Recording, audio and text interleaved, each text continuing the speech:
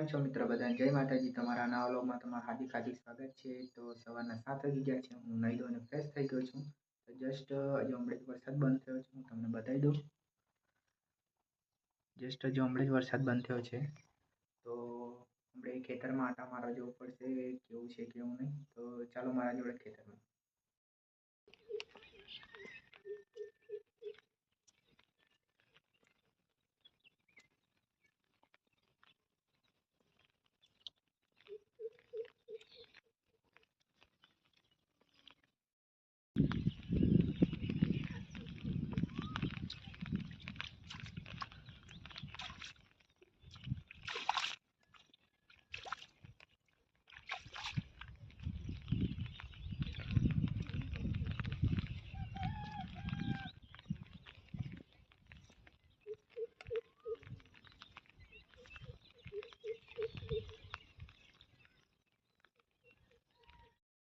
તો મિત્રો હું ખેતરમાં આવી ગયો છું છત્રી લઈને, કેમ કે મેં આવતા વરસાદ ચાલુ થઈ ગયો એટલે છત્રી જોડે જ લઈને આવ્યો છું. તો આપણું આ સાઈડ પાણી બહુ આવી ગયું છે, બહુ ભરાઈ ગયું છે. તો વરસાદ પડ જ કરે છે, કેમ કે હજુ વરસાદ બંધ જ નથી થતો, ચાલુ રહે છે વરસાદ. તો એટલે ખેતરમાં બી પાણી ભરાઈ ગયું છે. વધારે પડતું ખેતરમાં પાણી બી ભરાઈ જાય ને તો કપાસ બી બળી જાય છે. તો હવે થોડોક તડકો અને થોડોક વરસાદ એવું પડે ને તો કપાસ ફટાફટ મોટા થઈ જાય. તો આવામાં તો પૂરતું આપણી મહેનત ફેલ જેવું કામ છે આમાં તો. એટલે માપનો વરસાદ પડે તો બી સારું છે, ને પડે તો બી સારું છે. તો પણ આટલું બધું પાણી ફસાઈ જાય ને એટલે પછી કપાસને પ્રોબ્લેમ થઈ જાય. તો આપણા ઉપરવાળા ખેતરમાં પણ એવું જ કંઈ થોડું ઘણું છે. અમુક જગ્યા પર છે આવું. તો તમને હું બધું બતાવી દઉં આગળ જતાં. ચાલો મારા જોડે.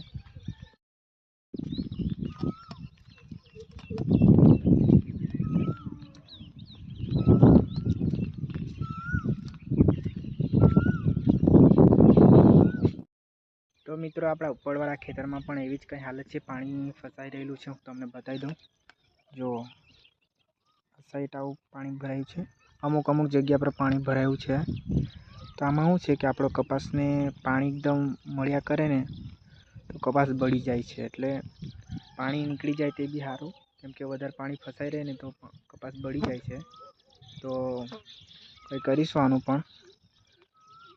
ને વરસાદ પણ ચાલુ રહે છે. રાત દિવસ વરસાદ ચાલુ રહે છે. હમણાં જસ્ટ થોડોક ઓછો થયો છે વરસાદ, પણ પછી થોડી વારમાં પાછો વરસાદ ચાલુ થઈ જાય છે.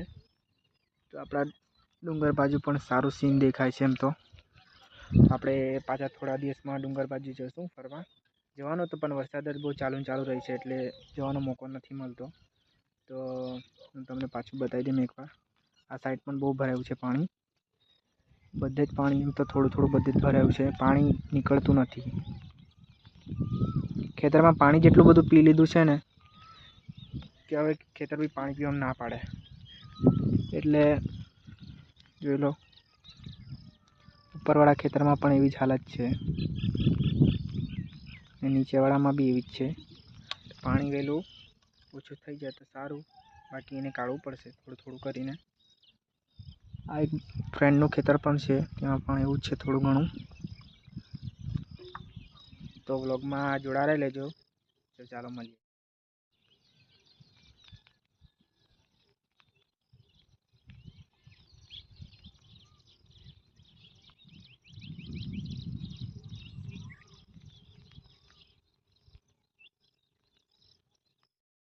તો મિત્રો હું ઘરે આવી ગયો છું. તો હમણાં વરસાદ બંધ થઈ ગયો છે. તો હું પાછો ખેતરમાં જાઉં છું, કેમ કે અમારા એક ખૂણામાં કપાસ નથી રોપતા. તો ચાલો હું વિચાર્યું કે તુવેર રોપી દઉં તો શાકભાજી ખાવા માટે કામ લાગશે. તો હમણાં હું ખેતરમાં જાઉં છું. તો વ્લોગમાં જોડાયેલા રહેજો. તો મારા જોડે ચાલો પાછા ખેતરમાં.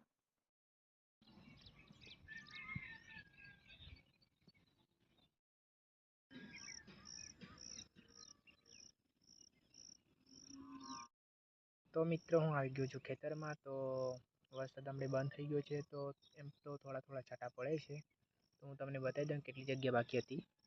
તો આટલી જગ્યા બાકી હતી આપણી. તો તુવેર પણ લીધી છે મેં હાથમાં. ના સળિયો જેવું છે, એનાથી ઘોંચીને રોપી દેવાનું.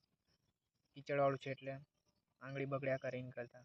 તો બ્લોગમાં જોડાયેલા રહેજો. તો હું ફટાફટ મૂકી દઉં.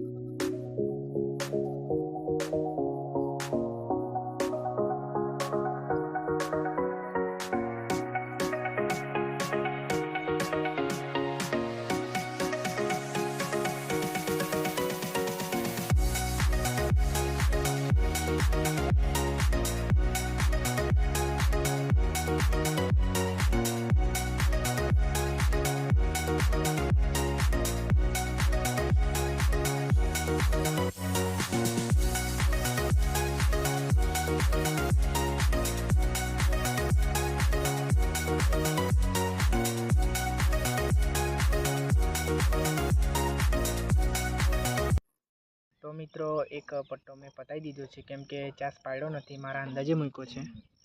તો તમે જોઈ શકો છો, અંદાજે મૂક્યો છે. આ સીધી લાઈન જાય છે, તો મેં અંદાજે મૂક્યો છે. થોડુંક વાંકું ચૂકું પણ છે.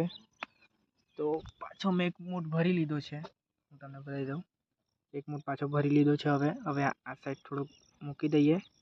તો બ્લોગમાં જોડાયેલા રહેજો. તો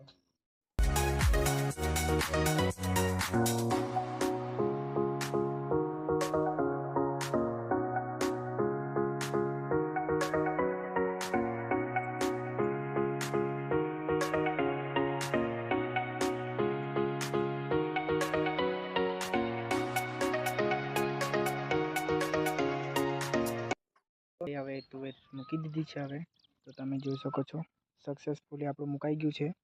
અને આ બધું ચાલીને કીચડ જેવું કરી નાખ્યું. પગ પણ આવા થઈ ગયા છે મારા. તો હું તમને એક વસ્તુ કહેવા માગું છું કે આ ખેતરમાં જો ખડ જ નહીં, ને આ ખેતરમાં જોશો તો કેટલું બધું ખડ ઉગ્યું. તો આ બંનેમાં શું થયું, તો ખડ નથી ઉગતું. તો આ ખેતરમાં છે કે પલાવ માર્યો છે મેં, ને આ ખેતરમાં ટ્રેક્ટર માર્યું છે. એટલે ટ્રેક્ટરથી શું છે કે ખડ વહેલું ઉગી જાય.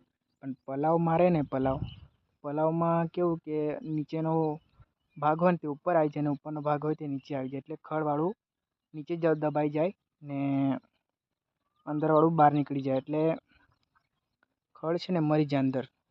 તો આમાં તો કેવું, ટ્રેક્ટરમાં તો ઉપર ખાલી ફરે એટલું જ હોય. તો બસ આટલું જ કહેવું હતું.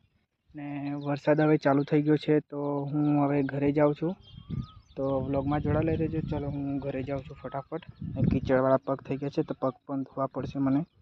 તો ચાલો, આટલા બિયારણ વધ્યા છે હાથમાં, અડધા ઠેલીમાં છે. તો ચાલો આપણે હવે ઘરે જઈએ. તો મિત્રો હું તમને એક વસ્તુ બતાવવા માગું છું કે એક ઝાડ છે તેનું.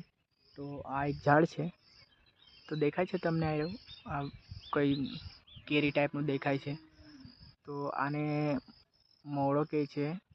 તો એના એક આવું ફળ જેવું હોય છે. હું તમને બતાવી દઉં. માર્યું આ ટાઈપનું ફળ હોય છે. આ જો અંદરથી બી નીકળ્યું. તો આ છે બી.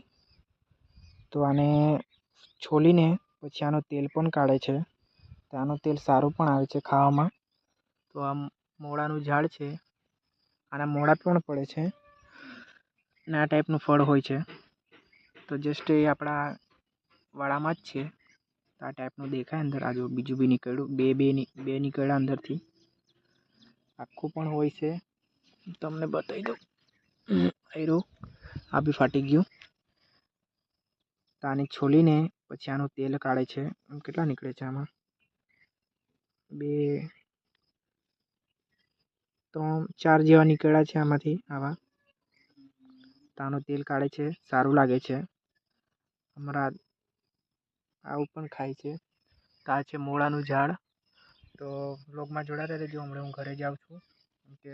તો મિત્રો હવે ઘરે આવી ગયો છું. તો વ્લોગ હવે બહુ લાંબુ થઈ ગયું છે. તો વ્લોગને આપણે પૂરો કરીએ. તો મારા વિડીયો ગમ્યો હોય તો લાઈક શેર સબસ્ક્રાઈબ કરી નાખજો. બેલ આઇકન પ્રેસ કરવા ના ભૂલતા. તો મળીએ હવે નવા વ્લોગમાં. બધાને જય માતાજી. Bye bye.